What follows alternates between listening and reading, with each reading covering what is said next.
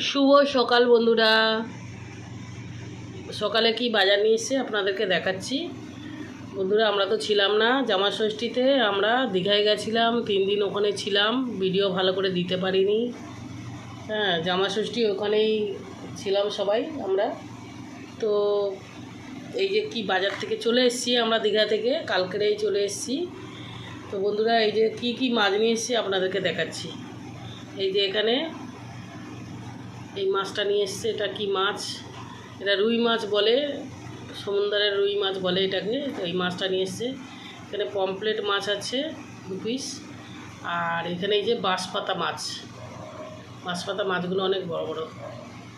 তো এই যে বাঁশপাতা মাছ নিয়ে এসছে, আর পমফ্লেট মাছ, আর এটা